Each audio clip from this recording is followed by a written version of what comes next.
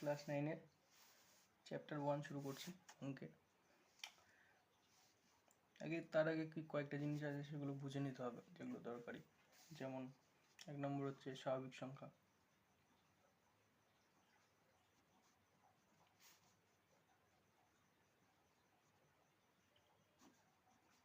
স্বাভাবিক সংখ্যাকে ইংরেজিতে কি বলে? Natural number.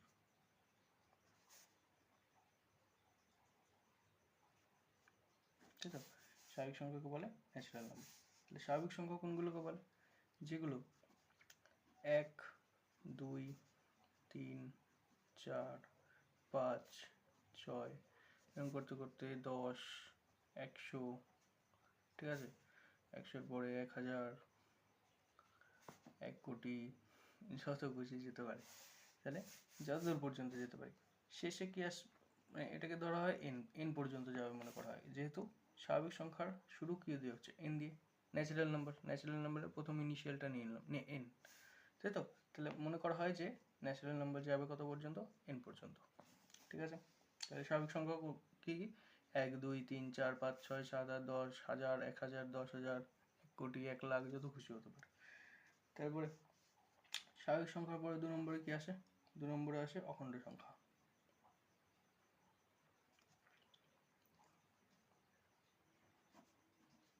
অখণ্ড সংখ্যা ইংরেজিতে কি বলে?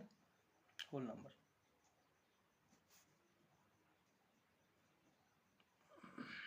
ঠিক আছে, তাহলে হোল নাম্বার কি দ্বারা ডিনোট করা যেতে পারে? এটাকে ডিনোট করা হয় এন দিয়ে।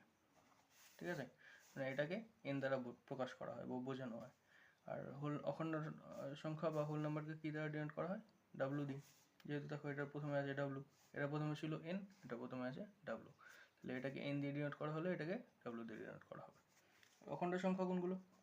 অখণ্ড সংখ্যা মানে 0, 1, 2, 3, 4 এরকম করতে করতে 10, করতে করতে 100, করতে করতে 1000, 1 কোটি, ঠিক আছে, তারপরে যত আছে, তাহলে এটাকে ডাব্লিউ দিয়ে ডিনোট করা হয়। আর আমি এটাকে এনও বলতে পারি, যেহেতু দেখো এটা 1 থেকে শুরু হয়েছিল, 1 কোটি, 2 কোটি, 10 কোটি, যত খুশি আছে, তাহলে শেষ করেছিলাম এনে। তাহলে এখান থেকে যদি এন পর্যন্ত যেতে পারে, তাহলে এখান থেকেও ডাব্লু পর্যন্ত যাওয়াও যা, এন পর্যন্ত যাওয়াও তাই। দেখো খালি এখানে আলাদা কি আছে? এখানে আলাদা হচ্ছে জিরোটা এক্সট্রা এসছে, তাই তো? তারপরে এটাকে আমি বলতে পারি যে অখণ্ড সংখ্যা সমান সমান 0 যোগ স্বাভাবিক সংখ্যা। 0 যোগ স্বাভাবিক সংখ্যা। কেন কি এর মধ্যে স্বাভাবিক সংখ্যা তো আছে, এই যে 1 থেকে যেগুলো চলছে যত দূর পর্যন্ত যাওয়া যাচ্ছে, এগুলো হচ্ছে সব স্বাভাবিক সংখ্যার মধ্যেই পড়ছে। দেখো যত দূর যাচ্ছি আমি, সেগুলো সব কিসের মধ্যে পড়ছে? স্বাভাবিক সংখ্যার মধ্যে পড়ছে। খালি এক্সট্রা কি আছে? এই যে জিরোটা, এই জিরোটাই আছে এক্সট্রা আছে। তাহলে অখণ্ড সংখ্যা শুরু হচ্ছে জিরো দিয়ে, আর স্বাভাবিক সংখ্যা শুরু হবে 1 দিয়ে। তাহলে ডিফারেন্স কি হলো? এখানে 1 দিয়ে শুরু হবে, এখানে 0 দিয়ে শুরু হবে। তাহলে এটাকে আমি 0 প্লাস স্বাভাবিক সংখ্যা যত আছে সেগুলো অ্যাড করতে পারি। স্বাভাবিক সংখ্যা যত আছে মানে স্বাভাবিক সংখ্যার মধ্যে কী কী পড়ে? 1, 2, তারপরে যত আছে 3, 4, 100, তাই তো, এন পর্যন্ত। তাহলে হোল নাম্বারকে ডিনোট করা হয় ডাব্লু দিয়ে। আর আমি এনও লিখতে পারি। কেন লিখতে পারি বুঝতে পেরেছো? কেন কি 0 প্লাস স্বাভাবিক সংখ্যা, তাহলে আমি এন দিয়েও ডিনোট করতে পারি, কোনো সমস্যার কিছু নেই। তারপরে 3 নম্বরে বলছে পূর্ণ সংখ্যা। পূর্ণ সংখ্যা, পূর্ণ সংখ্যা কি বলা হয় ইংরেজিতে? ইন্টিজার।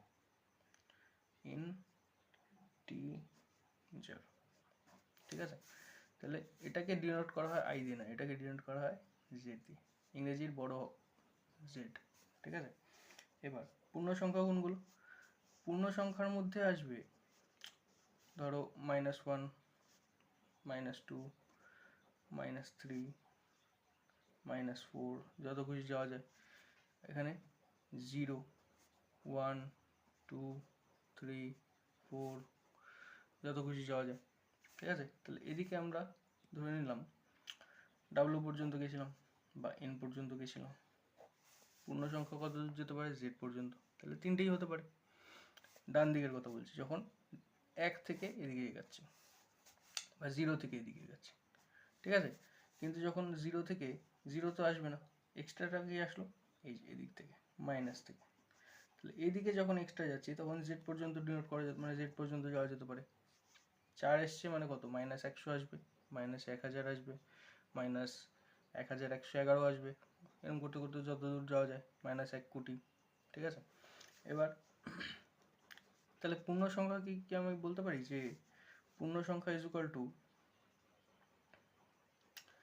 স্বাভাবিক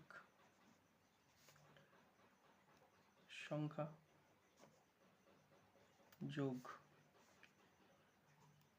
অখণ্ড সংখ্যা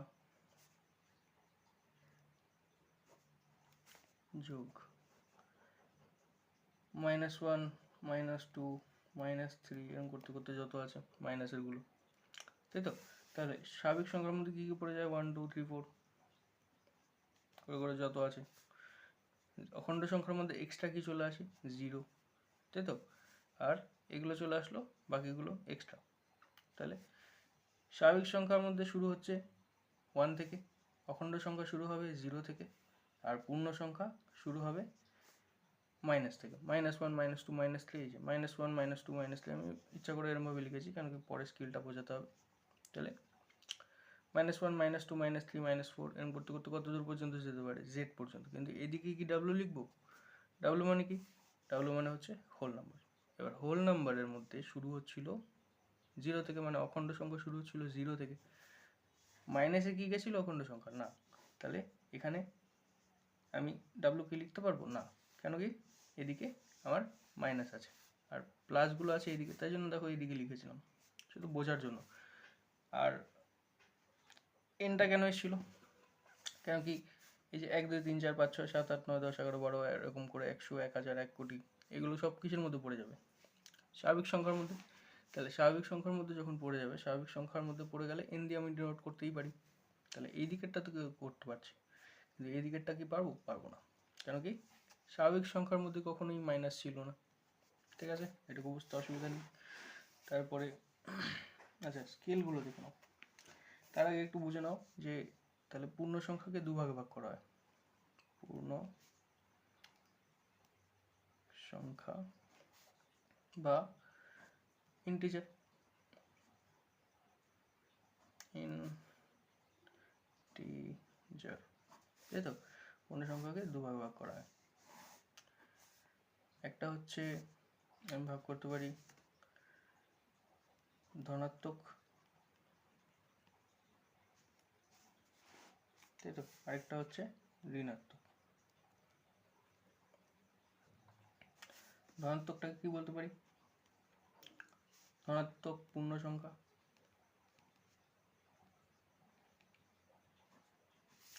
ঋণাত্মক পূর্ণ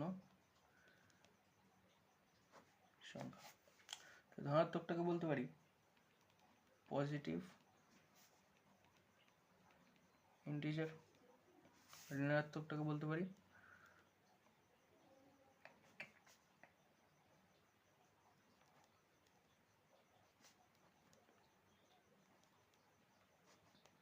নেগেটিভ ইন্টিজার, ঠিক আছে? তাহলে ধনাত্মকটাকে বলতে পারি পজিটিভ ইন্টিজার, ঋণাত্মকটাকে বলতে পারি নেগেটিভ ইন্টিজার। ধনাত্মক কোনগুলো? 1 2 3 4 এগুলো এগুলো চলে আসবে ধনাত্মকের মধ্যে। ঋণাত্মকের মধ্যে কোনগুলো চলে আসবে? -1 -2 -3 -4 এরকম করতে করতে যত আছে। আর এখানে যা আছে, জিরোটা জিরোটা কিন্তু না ধনাত্মকে পড়বে না ঋণাত্মকে পড়বে। জিরোটা পড়বে এমনি, নিউট্রাল বলা হয়, ঠিক আছে? জিরো পড়বে, জিরোকে নিউট্রাল রাখা হয়, না পজিটিভে পড়বে না নেগেটিভে পড়বে, ঠিক আছে? কিন্তু জিরো কি পূর্ণ সংখ্যা? হ্যাঁ, জিরো পূর্ণ সংখ্যার মধ্যেই পড়বে। তারপরে দেখো এদের স্কেলগুলো হয় নির্দিষ্ট। তাহলে যখন আমি এই স্কেলটা বানাচ্ছি, ধরো শুরু হচ্ছে স্কেলটা 1 2 3 4 5 এরকম করতে, এরকম করে করে এন পর্যন্ত গেল ধরে নিলাম, ঠিক আছে? তাহলে এন পর্যন্ত গেল। এই যে স্কেলটা আছে, যে স্কেলটা আমি বানালাম, সেই স্কেলটা কিসের স্কেলের মধ্যে পড়ছে? তাহলে 1 থেকে শুরু হচ্ছে। তাহলে 1 থেকে আমার কোন সংখ্যা শুরু হচ্ছিল? এখানে চলে আসো, স্বাভাবিক সংখ্যা। স্বাভাবিক সংখ্যা শুরু হচ্ছিল কত থেকে? 1 থেকে। তাহলে যেহেতু স্বাভাবিক সংখ্যা 1 থেকে শুরু হচ্ছে, তাহলে আমি বলতে পারি যে আমার যে স্কেলটা আমি এখন বানিয়েছি, এই স্কেলটা স্বাভাবিক সংখ্যার স্কেল। ঠিক আছে, কোনো অসুবিধা আছে? তারপরে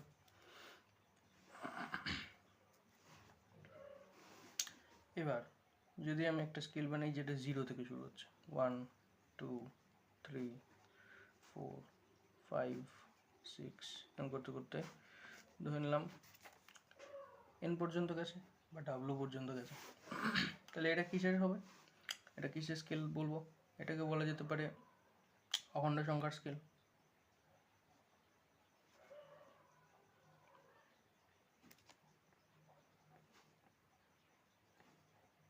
তাই তো? দেখো, অখণ্ড সংখ্যার স্কেল 0 থেকে শুরু হচ্ছে, কেন কি অখণ্ড সংখ্যা কত থেকে শুরু হয়? 0 থেকে। তাহলে অখণ্ড সংখ্যার স্কেলও শুরু হবে 0 থেকে। এবার পূর্ণ সংখ্যার স্কেল যখন বানাবো, কিভাবে বানাবো? ধরো স্কেলটা আমার আছে, ঠিক আছে, মাঝখানে বসিয়ে দিলাম 0, এদিকে চলে গেল 1 2 3 4, করতে করতে করতে এরকম করে n নিয়ে আসলে, ডাব্লু নিয়ে আসলে, জেডও লিখে দিলে, এদিকে -1 -2 -3 -4, এরকম করে লাস্ট কি আসতে পারে? লাস্ট আসতে পারে একদম জেড, না এন আসবে না ডাব্লু আসবে। কেন? কেন কি ওইগুলো তো এর মধ্যে ছিল, কেন কি এন ছিল ন্যাচারাল নাম্বার। ন্যাচারাল নাম্বার বা স্বাভাবিক সংখ্যা শুরু হয় 1 থেকে, তাহলে 1 থেকে এগুলো হচ্ছে যত আসছে সেগুলো হচ্ছে এন এর মধ্যে পড়ে গেল। 0 থেকে যা আসছে সেগুলো ডাব্লুর মধ্যে পড়ে গেল। জেড পুরোটাই জেড, এখান থেকেও জেড আসবে, এদিকেও জেড আসবে। কেন আসবে?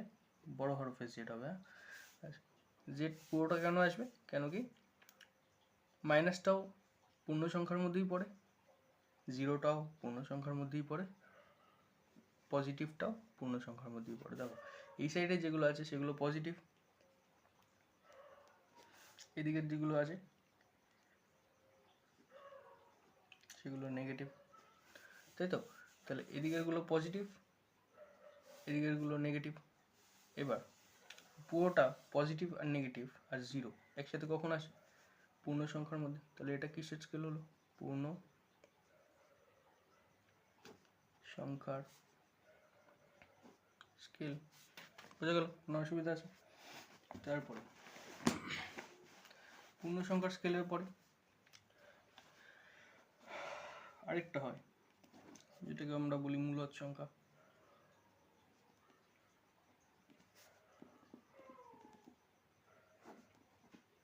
বা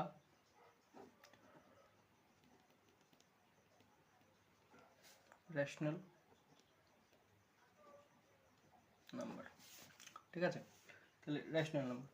এবার রেশনাল নাম্বারকে আমরা কোনগুলোকে রেশনাল নাম্বার কোনগুলোকে বলবো? যেই সমস্ত সংখ্যাকে পি বাই কিউ আকারে প্রকাশ করা যায়, পি বাই কিউ আকারে প্রকাশ করা যায়, যেখানে Q not is equal to 0। এক নম্বর শর্ত কি? পি বাই কিউ আকারে প্রকাশ করা যেতে পারে। আর 2 নম্বর শর্ত কি? Q not is equal to 0। 3 নম্বর শর্তটা একটু লাস্টে একটু পরে বলছি, ঠিক আছে? তাহলে আগে এই দুটো বুঝে নিই। পি বাই কিউ আকারে মানে ধরো আমি লিখলাম 2, তাহলে আমি 2কে লিখতে পারি 2/1। ধরো লিখলাম 3, তাহলে 3কে লিখতে পারি 3/1। ধরো লিখলাম -2, -2কে আমি লিখতে পারি -2/1। ধরো লিখলাম -11,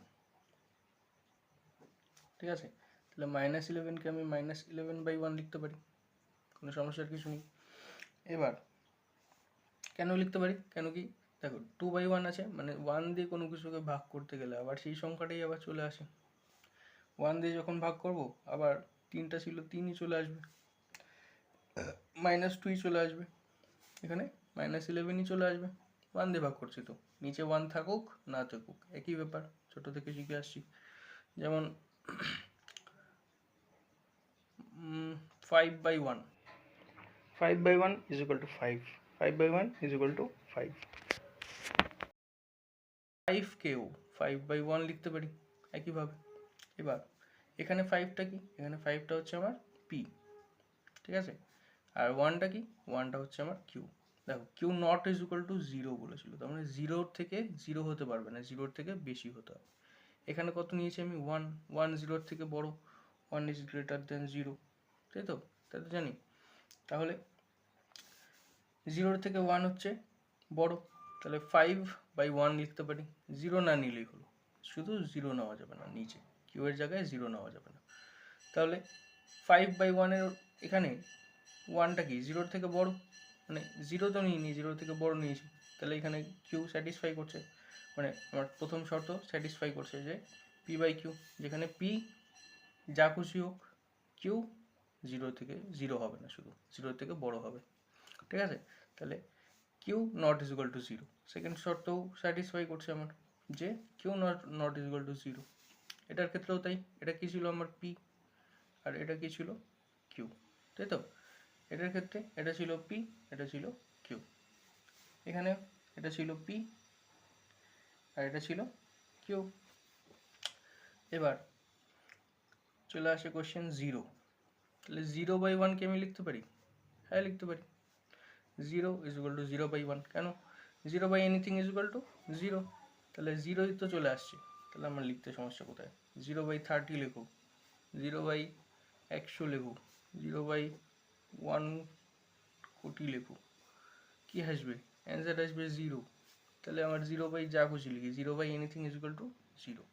তাহলে 0 কিসের মধ্যে পড়ছিল, 0 ছিল আমার পূর্ণ সংখ্যা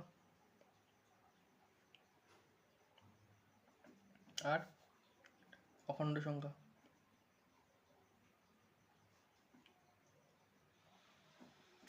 অখণ্ড সংখ্যা নিয়ে এখন আমি কাজ করছি না, এখন কি করছি, মূলদ সংখ্যা, তাই তো। তাহলে মূলদ সংখ্যার মধ্যে কি 0 পড়বে কিভাবে, 0/anything ইজ ইকুয়াল টু 0, তাহলে 0/1 লিখে দিলাম, p/q আকারে প্রকাশ হয়ে গেল, যেখানে 0 ইজ ইকুয়াল টু পি আর 1 ইজ ইকুয়াল টু কিউ। তাহলে প্রকাশ পেয়ে গেল 0 কি পূর্ণ সংখ্যা, হ্যাঁ 0 পূর্ণ সংখ্যা। 0 কি মূলদ সংখ্যা, হ্যাঁ 0 মূলদ সংখ্যা। কেন, 0 কে p/q আকারে প্রকাশ করা যায়, যেখানে q not is equal to 0, q কত ধরেছিলাম আমি 1, 0 ইজ ইকুয়াল টু 0/1। এখানে q কত ধরেছি, p/q আকারে প্রকাশ করতে বলে তো, তাহলে p ইজ ইকুয়াল টু আমার 0 আর q ইজ ইকুয়াল টু 1, তাহলে 1 কি 0 থেকে বড়, তাহলে q ইজ ইকুয়াল টু 0 তো ধরিনি, তাহলে তো সেকেন্ড যে আমার শর্ত ছিল সেই শর্তও স্যাটিসফাই করছে। এবার চলে আসো 3 নম্বর শর্ত। 3 নম্বর শর্ততে কি বলছে, 3 নম্বর শর্ত হচ্ছে যে এদের মাঝের যে একক, মানে এদের মাঝের যে উৎপাদক, সেটা সাধারণ উৎপাদকটা সবসময় 1 হতে হবে। যেমন এটাকে বলছে পারস্পরিক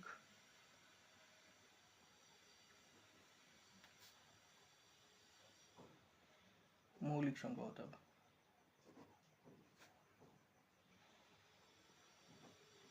মৌলিক সংখ্যা হতে হবে, পারস্পরিক মৌলিক সংখ্যা। মানে যেমন ধরো আমি নিলাম 3/1, এদের মধ্যে লিখেছিলাম 3/1, যেখানে 3 ইজ ইকুয়াল টু পি আর 1 ইজ ইকুয়াল টু কিউ। সেখানে এখানে আমি যদি 3/1 নিই, তাহলে 3/1 এর কেসে কি হবে, দেখো 3 আর 1কে 1 ছাড়া অন্য কিছু দিয়ে ভাগ করা যাচ্ছে না, 3কেও 1 দিয়েই ভাগ করা যায়, 1কেও 1 দিয়েই ভাগ করা যায়। আরেকটা সংখ্যা যদি আমি নিই 17/19, তাহলে 17/19, এখানে 17 আর 19 এর মধ্যে উৎপাদক কত, 1, 1 ছাড়া অন্য কিছু দিয়ে ভাগ করা যায়, যায় না। এদের একে ভাঙলে কি কি বেরাতে পারে, 17 ইন্টু 1, আর একে ভাঙলে কি কি বেরাতে পারে, 19 ইন্টু 1, তাছাড়া আর কিছু পাওয়া যাবে, সম্ভবই না, তাই তো। তাহলে আমরা এখানে বলতে পারি, এইটার কেসে যদি বলি, তাহলে 17 ইজ ইকুয়াল টু আমার পি আর 19 ইজ ইকুয়াল টু আমার কিউ। তাহলে p/q আকারে প্রকাশ করতে পারছি। কিউ কি 0, না Q not is equal to 0। Second যে শর্তটা আমার ছিল সেটা স্যাটিসফাই করছে, আমার যে সেকেন্ড শর্তটা ছিল সেটাও স্যাটিসফাই করছে। ফার্স্টেরটা পি বাই কিউ আকারে লেখা আছে, পি বাই কিউ আকারে লেখা আছে, ফার্স্টেরটাও স্যাটিসফাই করছে, সেকেন্ডেরটাও স্যাটিসফাই করছে। পারস্পরিক মৌলিক সংখ্যা, পারস্পরিক মৌলিক সংখ্যা মানে এদেরকে কি আর কিছু দিয়ে ভাগ করা যায়? যায় না, এটাই থাকবে। 17/19 যদি তোমাকে দিয়ে দেয়, তাহলে তোমাকে এটাকে আর কিছু কি কোনোভাবে কাটাকাটি করে বা ছোট করতে পারবে? বড় করার কথা হচ্ছে না, বড় করলেও তো সেই কেটে আবার ছোটই হয়ে যাবে। এর থেকে কি আর ছোট করা যাচ্ছে? যাচ্ছে না। তাহলে এটাই থেকে যাবে, এটাকে আর কিছু করা সম্ভব না। তাহলে এটা কি একটা মূলদ সংখ্যার মধ্যে পড়বে? পড়বে মূলদ সংখ্যার মধ্যে। তারপরে ধরো তোমাকে দিল 8/16, এটার কেসটা কী হবে? এটাকে আমি কাটতে পারি, দেখো 4 2 4 2 8 দিয়ে কাটো, 8 8 8, 8 2 16, 1/2 চলে আসলো। এবার ধরো কাটছি 6/16, এটার কেসে কী হবে? 2 দিয়ে কাটো, 3 2 6, 8 2 16, 3 equal to P, 8 equal to Q, তাই তো? 3 equal to P, 8 equal to Q. তাহলে এটাতে কি পি বাই কিউ এর শর্ত পূরণ হচ্ছে? হচ্ছে। কিউ কি আমার 0-র থেকে বড়? হ্যাঁ 0-র থেকে বড়। Q not equal to 0, Q not equal to 0 satisfy করছে, 0 নেই নিচে, 8 আছে। আর 3 নম্বর কি? পরস্পরের মৌলিক মানে পারস্পরিক মৌলিক সংখ্যা। 3 নম্বর কি? পারস্পরিক মৌলিক সংখ্যা। তাহলে 3/8-এর মধ্যে আর কিছু আছে যেটা দিয়ে এই দুটোকে কাটা যেতে পারে? 3 আর 8কে আর কিছু দিয়ে কাটা যেতে পারে? 1 ছাড়া যায় না। তাহলে 3টে শর্তই কি পূরণ করছে? করছে। তাহলে এবার মূলদ সংখ্যা 3টে শর্ত ছিল। 1 নম্বর শর্ত কি? পি বাই কিউ আকারে প্রকাশ করা যেতে পারে, আর যেখানে Q not is equal to 0 আর পারস্পরিক মূলদ সংখ্যা। পারস্পরিক কী সংখ্যা? মৌলিক সংখ্যা। পারস্পরিক মৌলিক সংখ্যা, এরা একজন আরেকজনের পারস্পরিক মৌলিক সংখ্যা হবে। পি আর কিউ পারস্পরিক মৌলিক সংখ্যা হবে। এবার যেমন এই যে 3/8 আমরা বের করেছিলাম, 3/8, 3/8-এর কেসে 3 আর 8-এর মধ্যে আর কোনো সংখ্যা নেই, ছোটো করে নিয়েছিলাম। 6/16 ছিল, 6/16কে কেটে 3/8 করে নিয়েছিলাম। তাহলে এখানে এই দুটো দেখো পারস্পরিক মৌলিক সংখ্যার মধ্যে পড়ে গেল, তাই তো? 3 আর 8 পারস্পরিক মৌলিক সংখ্যার মধ্যে পড়ে গেল। এদের আর কিছু দিয়ে কাটা যায় না, ছোট করা যায় না, এটাই থাকবে। তাহলে আপাতত আরেকটা জিনিস দেখিয়ে দিই, সমতুল্য ভগ্নাংশ। সমতুল্য ভগ্নাংশ, ঠিক আছে? বা এটাকে আমরা বলি equivalent fraction. Equivalent fraction, equivalent fraction কাকে বলে? যেমন আমার ছিল এখানে কত ছিল? 8/16 ছিল, আমি ধরো 2/3 ধরলাম, ঠিক আছে? 2/3 ধরছি। তাহলে 2/3কে আমি যদি বড় করতে চাই 4/6, আর কি করা যেতে পারে? যদি হ্যাঁ আরেকটা জিনিস বলে দিই, তাহলে উপরেরটার সাথে যত গুণ হবে নিচেরটার সাথেও ঠিক ততই গুণ হয়। আগের বছর পড়েছো, তার আগের বছরও পড়েছো। উপরের যে সংখ্যাটা আছে এর সাথে যা গুণ হবে, নিচের যে সংখ্যাটা আছে এর সাথেও তাই গুণ হবে। তাহলে 2-এর সাথে 2 দুগুণী 4, 3-এর সাথে 3 দুগুণী 6। কাটার সময়ও একই নিয়ম, গুণ করার সময় বড় করার সময়ও একই নিয়ম। যখন ছোট করছি তখনও একই নিয়মে কাটবো, মানে উপরেরটা যত দিয়ে কাটছে নিচেরটাও তত দিয়ে কাটবে। আবার যখন বড় করছি তখনও তাই করব, উপরেরটা যত দিয়ে কাটছি নিচেরটাও তত দিয়েই কাটবো। উপরটা যখন যত দিয়ে গুণ করছি নিচেরটাও তত দিয়ে গুণ করব। যেমন 2 দুগুণী 4, 3 দুগুণী 6। আরেকটা সংখ্যা ধরো এটা দিয়েই বানানো যেতে পারে, যেমন 3 দিয়ে গুণ করি, 3 দুগুণী 6, 3 তিরিকে 9। আবার এটাকে যদি আমি 4 দিয়ে গুণ করি, 4 দুগুণী 8, 3 4-এ 12। 5 দিয়ে গুণ করি, 5 দুগুণী 10, 3 5-এ 15। এবার দেখো এগুলোকে যখন আমি বড় করেছি তখন আবার এগুলো কেটে তো আবার সেই আগেরটাতেই নিয়ে যাওয়া যেত। যেমন 5 দুগুণী 10, 3 5-এ 15, সেই চলে আসলো 2/3, 2/3 আবার চলে আসছে। তাহলে এগুলোকে বলা হয় সমতুল্য ভগ্নাংশ বা ইকুইভ্যালেন্ট ফ্র্যাকশন। কখন বলা হয়? যখন এই যে ফ্র্যাকশনটা আছে, আমার যে ভগ্নাংশটা আছে, এই ভগ্নাংশটা কেটে আবার এটাই চলে আসবে। বা এটাকে যদি আমি কাটি, যেমন ধরো 4/6 আর 6/9কে আমি নিলাম, এটাকে কাটলে 2 দুগুণী 4, 3 দুগুণী 6। এটাকে কাটলে 3 দিয়ে কাটবো, 3 দুগুণী 6, 3 তিরিকে 9। তাহলে এখানেও আমার 2/3 চলে আসছে, এখানেও আমার 2/3 চলে আসছে, আসছে এখানেও 2/3, এখানেও 2/3। তাহলে এই ফ্র্যাকশনটা এই ফ্র্যাকশনটা একই হয়ে গেল। তাহলে আমি বলতে পারি যে 4/6 আর 6/9 সমতুল্য ভগ্নাংশ বা ইকুইভ্যালেন্ট ফ্র্যাকশন। কেন? কেন কি এগুলোকে কেটে আবার সেই একই সংখ্যা চলে আসবে। বুঝেছো না বুঝুনি? তাহলে আজকে আপাতত এটুকুই থাক, আবার পরের দিন পরেরটা করে দেবো।